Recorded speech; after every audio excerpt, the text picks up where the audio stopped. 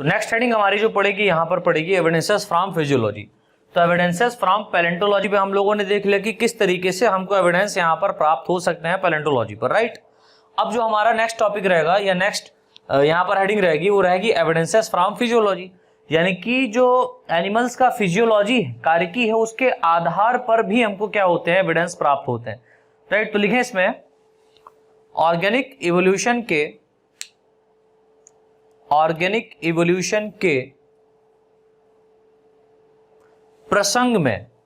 Context में, organic evolution के context में, प्रसंग में एक सिग्निफिकेंट इवोल्यूशन या एक significant evidence different animal groups की, एक significant evidence difference animal groups की कंपैरेटिव फिजियोलॉजी की फॉर्म में, डिफरेंट एनिमल ग्रुप की, डिफरेंट एनिमल्स ग्रुप की कंपैरेटिव फिजियोलॉजी की फॉर्म में पाई जाने वाली फिजियोलॉजिकल, कंपैरेटिव फिजियोलॉजी की फॉर्म में पाई जाने वाली फिजियोलॉजिकल व बायोकेमिकल एक्टिविटीज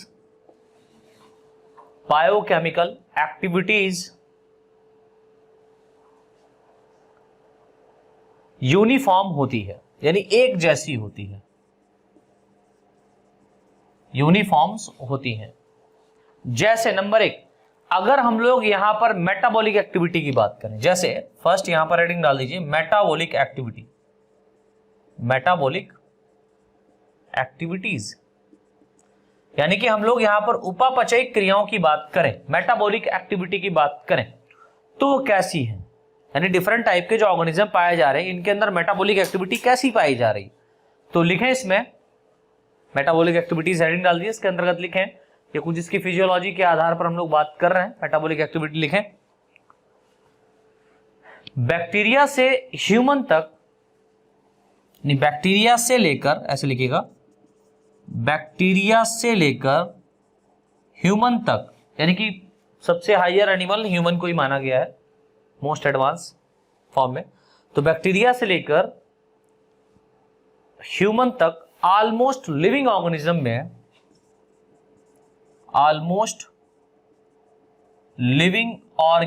में, यानी कि जितने भी जीवित ऑर्गेनिज्म हैं उनके अंदर अगर हम लोग बात करें, चाहे वो बैक्टीरिया हो या बैक्टीरिया से लेकर के पोरीफेरा, सिलन, टेट्रा एलमेंथीज, एस्केलमेंथीज, प्लेटिहेलमेंथीज, कोई हो, ठीक है, इनमें इन सभी में लेकर ऑलमोस्ट लिविंग ऑर्गेनिज्म में लगभग एक समान, लगभग सिमिलर मेटाबॉलिक एक्टिविटीज पाई जाती हैं, लगभग एक समान मेटाबॉलिक एक्टिविटी पाई जाती है। यह एक्टिविटी यानी कि जो क्रियाएं हैं, इन क्रियाओं को क्यों कहा जा रहा भैया एक समान क्यों है? यह एक्टिविटी समान प्रकार के एंजाइम, सिमिलर टाइप्स के जो एंजाइम्स होते हैं ना उनके द्वारा कंट्रोल किए जाते हैं। सिमिलर टाइप्स के एंजाइम्स द्वारा कंट्रोल होती हैं, सिमिलर टाइप के एंजाइम के द्वारा क्या हो रही है बेटा, कंट्रोल की जा रही है इन एक्टिविटीज को, ठीक है, कंट्रोल होती हैं। जैसे रेस्पिरेशन व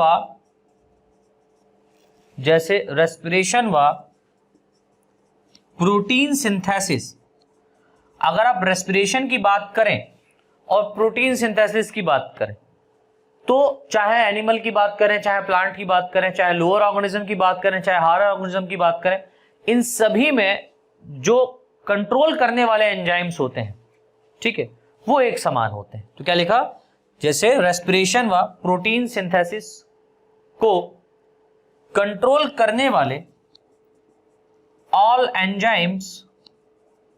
कंट्रोल करने वाले सभी एंजाइम्स लगभग एक समान होते हैं।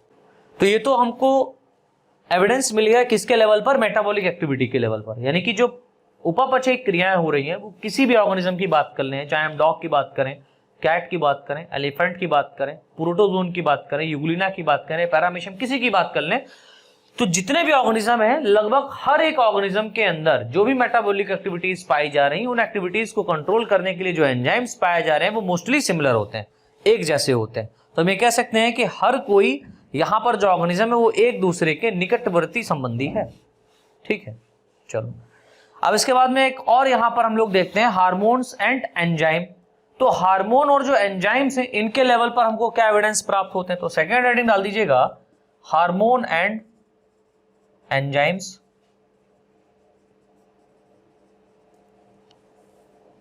तो लिखें इसमें हार्मोन और एंजाइम के बारे में लिखें। डिफरेंट एनिमल ग्रुप में पाए जाने वाले हार्मोन्स, डिफरेंट यानी कि अधिकतर या अलग अलग एनिमल ग्रुप में, जंतु के समूहों में पाए जाने वाले हार्मोन अपनी स्ट्रक्चर व फंक्शन के आधार पर, अपनी स्ट्रक्चर व फंक्शन में, ऐसे लिख लें, अपनी स्ट्रक्चर व फंक्शन में अत्यधिक रूप से समान होते हैं, सिमिलर होते हैं। जैसे फॉर एग्जाम्पल ह्यूमन व अदर एनिमल में, ह्यूमन व अदर एनिमल्स में पाए जाने वाले थायराइड हार्मोन, पाए जाने वाले थायराइड हार्मोन्स, यानी कि जो thyroxine hormone, thyroid hormone like thyroxine hormone कह सकते हैं, क्योंकि थायराइड ग्लैंड से सेक्रीट होता है। थायराइड हार्मोन अपनी स्ट्रक्चर व एक्टिविटी में, अपनी स्ट्रक्चर व एक्टिविटी में एक समान होते हैं, अपनी स्ट्रक्चर व एक्टिविटी में एक समान होते हैं। जैसे ह्यूमन व शीप में, या आगे लिख लें ह्यूमन व शीप में, भेड़ में, ह्यूमन व शीप में पाए जाने वाले थायराइड हार्मोन, पाए जाने वाले थायराइड हार्मोन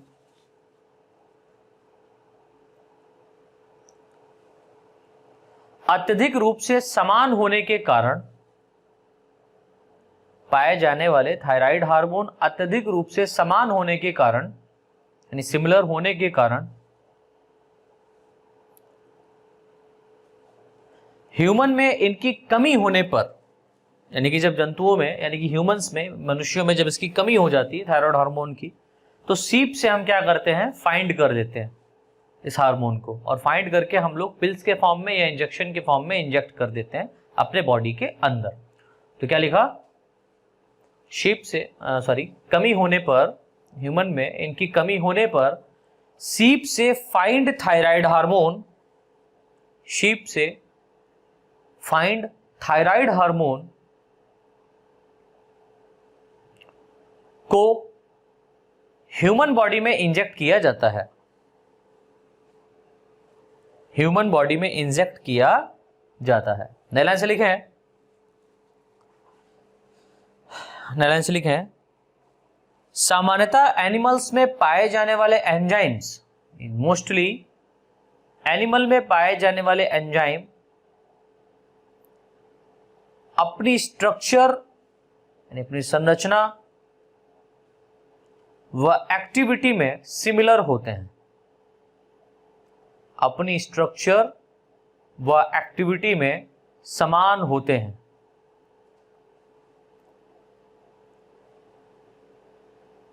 तथा समान प्रकार की रिएक्शंस को कंट्रोल करते हैं, यानी सिमिलर टाइप की जो रिएक्शंस हो रही हैं बॉडी के अंदर, उनको क्या कर रहे हैं बेटा, ये एंजाइम्स कंट्रोल कर रहे हैं। ठीक है, चलिए, तो ये तो हमारी बात हो गई हार्मोन एंड एंजाइम्स के लेवल पर एविडेंसेस को प्राप्त करना। अब एक और एविडेंसेस हमको प्राप्त होता है इसके ब्लड कंपोजिशन पर। तो ब्लड का कंपोजिशन कैसा है ना,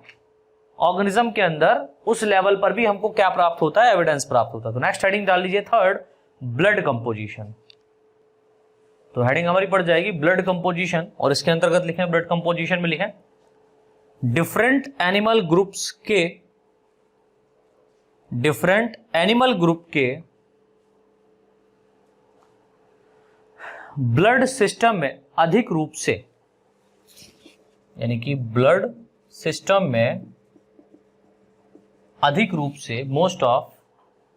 फॉर्म से समानता पाई जाती है, सिमिलरिटीज पाई जाती है, समानता पाई जाती है। ह्यूमन में पाया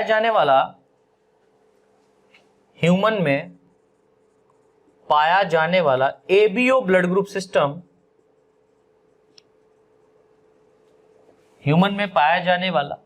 एबीओ ब्लड ग्रुप सिस्टम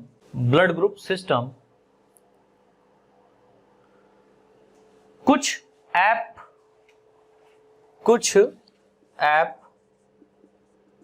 जो हमारे एंसेस्टर कहे जाते हैं, पूर्वज, कुछ ऐप, जैसे फॉर एग्जांपल चिंपैंजी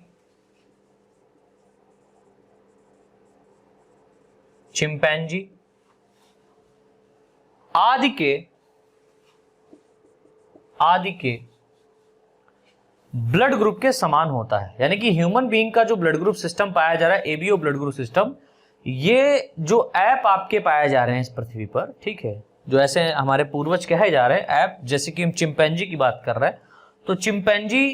के अंदर जो ब्लड ग्रुप सिस्टम पाया जा रहा है वो ह्यूमन के ब्लड ग्रुप सिस्टम से मैच करता है, सिमिलर, ठीक है। लेकिन मंकी व अन्य ऐप के ब्लड ग्रुप सिस्टम से, तो आप बात से मत कह देना कि बंदर हमारे पूर्वज है, चिंपैंजी हमारा पूर्वज है या ऐप हमारा पूर्वज है, लेकिन मंकी व अदर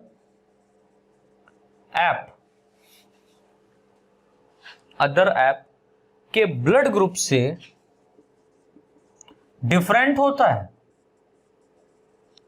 भिन्न होता है ह्यूमन का ब्लड ग्रुप सिस्टम। तो हम कह सकते हैं ना सिंपल फॉर्म में कि जो ह्यूमन का निकटवर्ती एंसेस्टर है, जो पास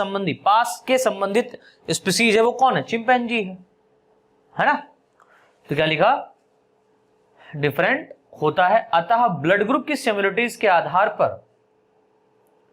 अतः ब्लड ग्रुप की समानता या सिमिलरिटीज के आधार पर यह प्रूव होता है कि मंकी की कंपेयर में, बंदर की कंपेयर में चिंपैंजी, मंकी की कंपेयर में चिंपैंजी ह्यूमन के अत्यधिक निकट संबंधी होते हैं। ब्लड की, लाइन से लिख लीजिए, ब्लड की स्ट्रक्चर व कंपोजिशन में भी डिफरेंट एनिमल ग्रुप्स में अत्यधिक समानताएं पाई जाती हैं। आगे लिखें, ह्यूमन के ब्लड में पाया जाने वाला हीमोग्लोबिन अपनी स्ट्रक्चर में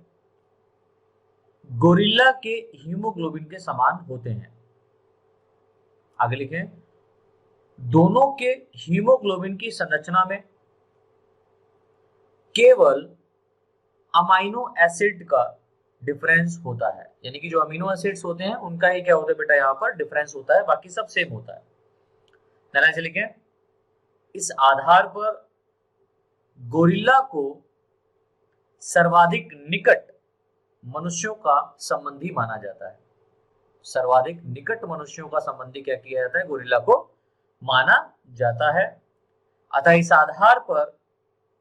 यह प्रूव होता है, कि यह दोनों स्पीसीज एक समान एंसेस्टर से ओरिजिनेट हुई है। यानी कि ये हम इसकी सिमिलरिटीज को देख करके बता सकते हैं या अनुमान लगा सकते हैं कि ह्यूमन और गोरिल्ला की जो यहाँ पर स्पीसीज है वो एक ही एंसेस्टर से क्या हुई होगी बेटा, निर्मित हुई होगी, प्रोड्यूस हुई होगी, राइट। तो इस तरीके से हमारा बेटा कंप्लीट होता है। इसके बाद में जो हम लोग डिस्कस करेंगे वो करेंगे थ्योरी ऑफ एवोल्यूशन के ऊपर। तो इवोल्यूशन के बेसिस पर बहुत सारी थ्योरी भी दी गई है, बहुत सारे साइंटिस्टों ने दी है, जिसमें डार्विन साहब जो है ये बहुत इंपॉर्टेंट है और इनके बारे में हम लोग अधिक रूप से डिस्कस करेंगे और ये हम लोग डिस्कस करेंगे कल। Thanks a lot.